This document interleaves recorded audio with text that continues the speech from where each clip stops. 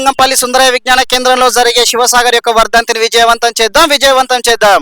ఇప్పుడు నాగేశ్వరరావు సార్ మాట్లాడతారు. మిత్రులారా, ఈ నెల 17వ తారీఖు నాడు సాయంత్రం 5 గంటలకి హైదరాబాద్లోని సుందరయ్య విజ్ఞాన కేంద్రంలో కామ్రేడ్ కేజీ సత్యమూర్తి శివసాగర్ యొక్క వర్ధంతిని జరుపుకోబోతున్నాం. దీనికి సంబంధించి ఈరోజు ఉస్మానియా విశ్వవిద్యాలయంలో ఆర్ట్స్ కళాశాల ప్రాంగణంలో సామాజిక న్యాయ పోరాట సమితి ఆధ్వర్యంలో ఒక కరపత్రాన్ని విడుదల చేస్తున్నాం. కామ్రేడ్ కేజీ సత్యమూర్తి శివసాగర్ ఈ దేశ విప్లవోద్యమంలో ఒక ధృవతారలాగా నిలిచి ఉన్నాడు.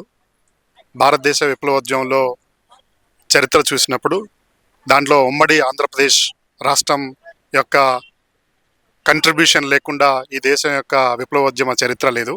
అలాగే భారతదేశ సామాజిక పోరాటాల్లో, బహుజన పోరాటాల్లో లేదా ఎస్సీ/ఎస్టీ పోరాటాల్లో ఈ దేశం మొత్తంలో జరిగినటువంటి అనేక సామాజిక ఉద్యమాలలో ఉమ్మడి ఆంధ్రప్రదేశ్ రాష్ట్రం నుంచి అటు తెలంగాణ కావచ్చు, ఇటు తెలంగాణ కావచ్చు, అటువైపు ఆంధ్రప్రదేశ్ కావచ్చు, ఈ రాష్ట్రాల్లో ఉన్నటువంటి ప్రజలు, ప్రజా కళాకారులు, విప్లవకారులు, సామాజిక న్యాయాన్ని కోరేటువంటి వ్యక్తుల యొక్క సమూహాల యొక్క సంఘాల యొక్క ప్రమేయం లేకుండా, పాత్ర లేకుండా భారతదేశంలో మిగతా చరిత్రని మనం ఊహించుకోలేని పరిస్థితి ఉంది. అయితే ఏ దేశంలో అయినా సరే, అది సామాజిక న్యాయ విప్లవమైనా సరే, వర్గ దృక్పథంతో జరిగేటువంటి విప్లవమైనా సరే, 2 అంశాలని కలిగి ఉండాలి.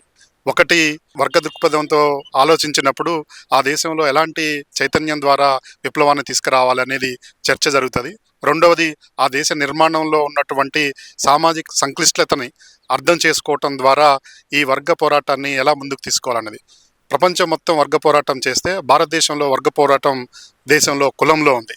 భారతదేశంలో యొక్క సామాజిక నేపథ్యాన్ని మనం చూసినప్పుడు ఈ సామాజిక నేపథ్యంలో ఉన్నటువంటి అట్టడుగున, నిచ్చెన మెట్ల కుల వ్యవస్థలో అట్టడుగున ఉన్నటువంటి షెడ్యూల్ క్యాస్ట్, షెడ్యూల్ ట్రైబ్స్ ఎవరైతే ఉన్నారో వీరి జనాభా పరంగా విస్తృతమైనటువంటి జనాభా ఉండి వీరు ఈ మెయిన్ స్ట్రీమ్ అంటే సాధారణంగా ఉండేటువంటి ప్రజా సమూహాలకి దూరంగా ఉన్నటువంటి సమూహాలుగా గుర్తించబడి ఉన్నాయి.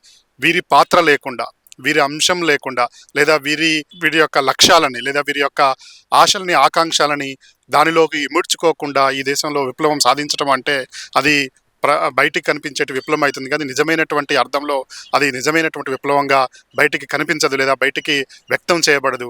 కాబట్టి ఈ మార్పుని అర్థం చేసుకున్నటువంటి కామ్రేడ్ కేజీ సత్యమూర్తి శివసాగర్ తర్వాతి క్రమంలో ఈ దేశంలో విప్లవాన్ని తీసుకురావటంలో దళిత బహుజనుల యొక్క పాత్రని చాలా గొప్పగా చిత్రీకరించినటువంటి నేపథ్యం ఉంది.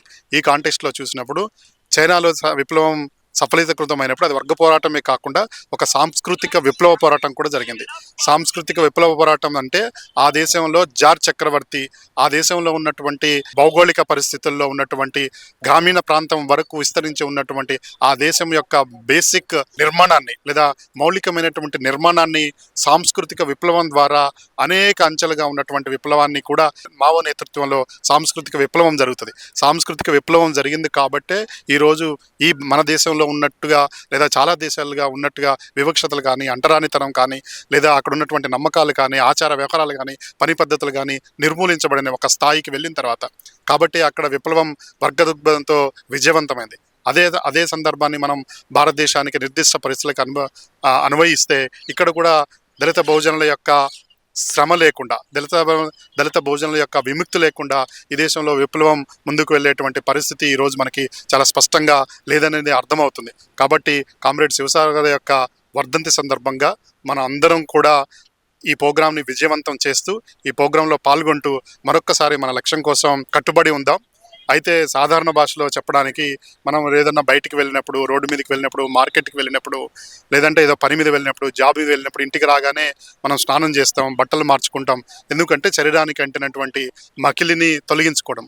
కానీ గొప్ప వ్యక్తుల చరిత్రను చదివినప్పుడు లేదా గొప్ప వ్యక్తుల త్యాగాన్ని గుర్తు చేసుకున్నప్పుడు ఒక వ్యక్తికి, చనిపోయిన వ్యక్తికి ఎట్లా నివాళులు అర్పిస్తాం అంటే ఒక కన్నీటి బొట్టును కార్చడం ద్వారా మన మనసుకు అంటినటువంటి మకిలాన్ని తొలగించుకుంటాం.